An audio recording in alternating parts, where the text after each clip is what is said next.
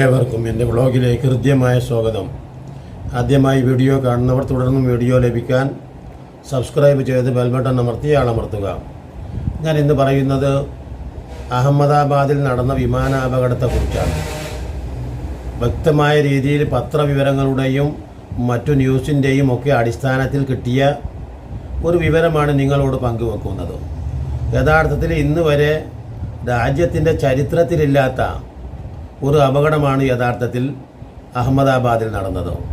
എന്തുകൊണ്ടാണ് ചരിത്രത്തിലില്ലാത്തത് എന്ന് ചോദിച്ചാൽ, ഇന്ന് വരെ നടന്നിട്ടുള്ള എല്ലാ അപകടങ്ങളിൽ നിന്നും വ്യത്യസ്തമായി അഹമ്മദാബാദിൽ നടക്കുന്ന ഒരു പ്രത്യേകത എന്ന് പറഞ്ഞാൽ, അതിനകത്ത് നിന്ന് ഒരാൾ പുറത്തേക്ക് ചാടുന്നു.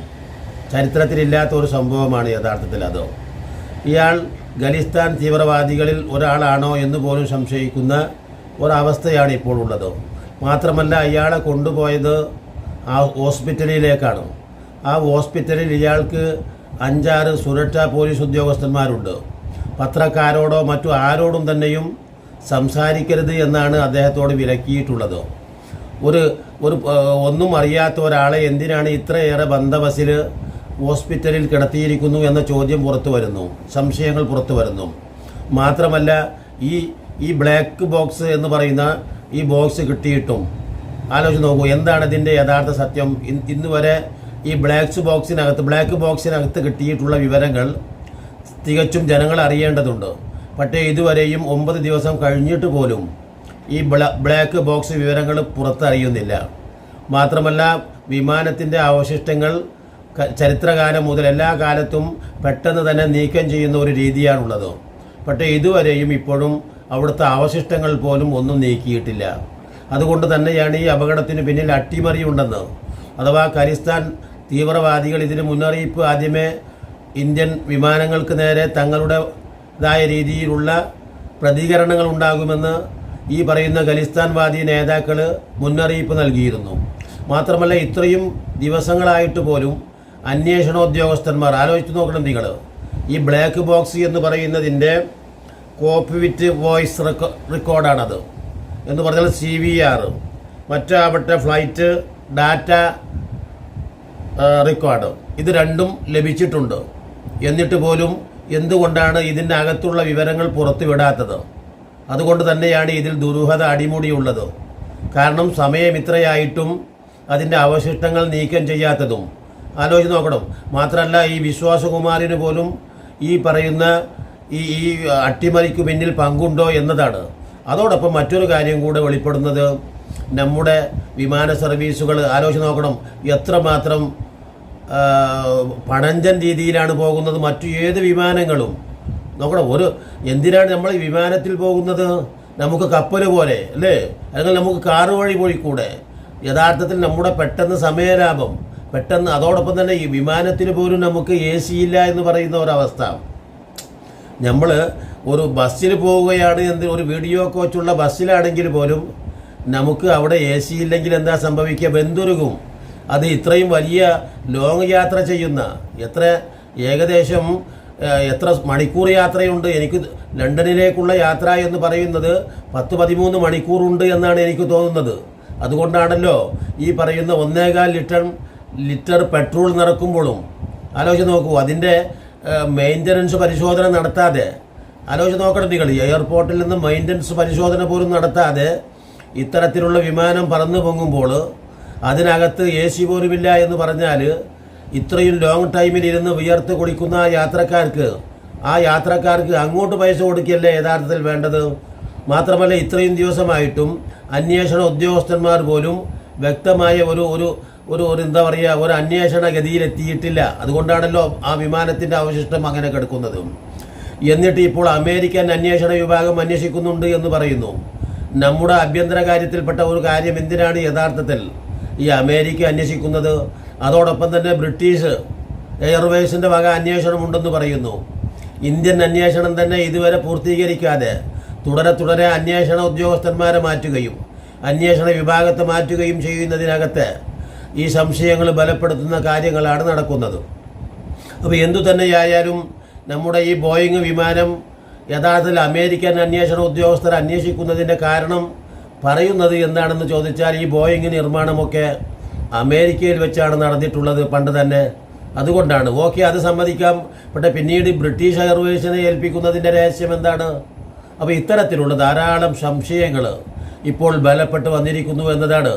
ടാറ്റ ഈ പറയുന്ന ഓരോ കോടി രൂപയും ഓരോ കുടുംബത്തിനും കൊടുക്കാമെന്ന് പറയുന്നുണ്ട്. ആലോചിച്ച് നോക്കണം. പക്ഷേ ആകെ ഈ പറയുന്ന 300 കോടിയോളം ഉറുപ്പിക ചെലവാക്കുമ്പോൾ മനുഷ്യൻ്റെ ജീവന് ഒരു വിലയും കൊടുക്കാതിരുന്ന ടാറ്റയെയും കുറ്റപ്പെടുത്തേണ്ടതുണ്ട് എന്ന് തോന്നുന്നു. എന്താ കാരണം? എന്തുകൊണ്ടാണ് ഇത്രയും പഴക്കമുണ്ടായിട്ട് പോലും ഈ വിമാനത്തിന് അറ്റകുറ്റപ്പണി ചെയ്യാതിരുന്നത് എന്നതൊരു വലിയ അബദ്ധം തന്നെയല്ലേ. 300 കോടിയുടെ 4/1 ഉണ്ടായിരുന്നുവെങ്കിൽ, അല്ലെങ്കിൽ 10/1 ഉണ്ടായിരുന്നുവെങ്കിൽ ഈ വിമാനത്തിൻ്റെ അറ്റകുറ്റപ്പണി മുമ്പേ ചെയ്യാവുന്നതാണല്ലോ. അതോടൊപ്പം തന്നെ വിദഗ്ധന്മാർ പറയുന്നതനുസരിച്ച് ഇതിനകത്തെ 2 എഞ്ചിനുകളും നിശ്ചലമായിരുന്നു എന്നാണ് പറയുന്നത്. 2 എഞ്ചിനുകൾ ഒന്നിച്ച് നിശ്ചലമാവുക എന്ന് പറയുന്നത് എന്തുകൊണ്ടാണ് സംഭവിച്ചിട്ടുള്ളത് എന്ന് പോലും പരിശോധിക്കേണ്ടതുണ്ട്. ഇത്രയും കാലം ഈ 2 എഞ്ചിനുകളും ഒന്നിച്ചു കേടായി എന്ന് പറഞ്ഞാൽ, ഒരു എഞ്ചിൻ കേടായാൽ മറ്റൊന്ന് പ്രവർത്തിക്കത്തക്ക രീതിയിലാണ് വിമാനത്തിൽ സെറ്റ് ചെയ്തിട്ടുള്ളത്. പക്ഷേ ഇത് രണ്ടും ഒന്നിച്ചു കേടാകുന്നതോ? അപ്പോൾ എന്തായാലും ഈ പറയുന്ന ബോയിങ് കമ്പനിയുടെ പക്ഷത്ത് നിന്ന് ഫാൾട്ടുകളുണ്ട്. അതല്ലെങ്കിൽ വിമാനത്തിൻ്റെ അറ്റകുറ്റപ്പണി ചെയ്യാതിരിക്കുന്നതിനുള്ള ആ നിഗൂഢത രഹസ്യങ്ങൾ എന്താണ്? ഇത്തരത്തിലുള്ള തെളിവുകൾ ലഭിച്ച സ്ഥിതിക്ക് തീർച്ചയായിട്ടും അന്വേഷണം ഗൗരവപ്പെടുത്തേണ്ടതാണ്. മാത്രമല്ല, ഇത്തരത്തിലുള്ള വിമാനങ്ങളെ എന്തു ചെയ്യണം, അല്ലെങ്കിൽ പുനർപരിശോധനയ്ക്ക് വിധേയമാക്കി യാത്രക്കാരുടെ ജീവൻ സുരക്ഷിതപ്പെടുത്തേണ്ടതും പ്രധാനമല്ലേ? കാരണം എന്തെല്ലാം പ്രതീക്ഷകളുമായിട്ടാണ് ആളുകൾ മറ്റു വിദേശങ്ങളിലേക്ക് പോയിക്കൊണ്ടിരിക്കുന്നത്, അല്ലേ? നമ്മുടെ ഒരു സഹോദരി എന്തെല്ലാം പ്രതീക്ഷയുമായിട്ടാണ്. അങ്ങനെ ഓരോ കുടുംബത്തിൻ്റെയും 242 കുടുംബങ്ങളായിരിക്കുമല്ലോ 242 പേർ മരിച്ചു എന്ന് പറയുന്നത്. അപ്പോൾ 242 പേർ മരിച്ചത് മാത്രമല്ല, അവിടെ ഉണ്ടായിരുന്ന മറ്റുള്ളവർക്കും അവിടെ ജീവഹാനി സംഭവിച്ച സ്ഥിതിക്ക് തീർച്ചയായിട്ടും ഇതൊക്കെ തമാശയായിട്ടാണോ കാണേണ്ടത്? ആലോചിച്ച് നോക്കൂ നിങ്ങൾ. വല്ലാത്ത ഇത്തരത്തിലുള്ള ദുരൂഹതകൾ നിറഞ്ഞ, അല്ലെങ്കിൽ എന്താ പറയുക, വളരെ ലാഘവത്തോടെ കാണുന്ന ഇത്രയും ലോങ് റൂട്ടിലൂടെ യാത്ര ചെയ്യേണ്ട ഒരു വിമാനത്തിന് അതിൻ്റേതായ സമയ സന്ദർഭമനുസരിച്ച് അറ്റകുറ്റപ്പണി നടത്തുന്നില്ല എന്ന് പറയുമ്പോൾ എന്തുമാത്രം വേദനാജനകമാണ്. നമ്മുടെ ഒക്കെ മക്കൾ, നമ്മുടെ ഒക്കെ കുടുംബങ്ങൾ, അല്ലേ, ആണ് ആ മരണത്തിനിരയായി പോയത്. തീർച്ചയായിട്ടും നമ്മുടെ ബന്ധപ്പെട്ട ആരെങ്കിലും ഉണ്ടായിരുന്നെങ്കിലാണല്ലോ നമുക്ക് അതിൻ്റെ വേദന അറിയുക. ഇപ്പോൾ നമ്മുടെ ആരുമല്ല എന്ന നിലക്ക് നമുക്ക് വലിയ വിഷമമൊന്നുമില്ല. പക്ഷേ നമ്മുടെ ആരും അതിൽ പെട്ടിട്ടില്ലല്ലോ. നമ്മുടെ നാട്ടുകാരിയായ അഥവാ കേരളക്കാരിയായ സ്ത്രീകൾ അതിൽ കയറിയിട്ടുണ്ടെങ്കിൽ അവരോ? ആലോചിച്ച് നോക്കൂ. അപ്പോൾ ഒരു മലയാളി അതിൽ പെട്ടു എന്നതുകൊണ്ട് മാത്രമാണ് ആ വിമാനാപകടം ഇത്രയും ഹൈലൈറ്റ് ചെയ്യപ്പെട്ടത്. അതോടൊപ്പം തന്നെ അർജുനൻ എന്ന് പറയുന്ന ആ സഹോദരൻ ലോറി അപകടത്തിൽ മരിച്ചു. അതുകൊണ്ട് മലയാളി ആയതുകൊണ്ട് മാത്രമാണ് അർജുനന് വേണ്ടി ഇത്രയും വലിയ ആ മനാഫിനെ പോലെയുള്ളവർ ഓടി നടന്ന് വലിയ വിഷയമായത് എന്നതുപോലെ തന്നെ കൊണ്ട് മാത്രമാണ് ഈ വാർത്ത ഇത്രയും പുറത്തു വന്നത്. അല്ലെങ്കിൽ ഈ വാർത്ത തന്നെ മണ്ണിട്ട് മൂടി നമുക്ക് അറിയുമായിരുന്നില്ല.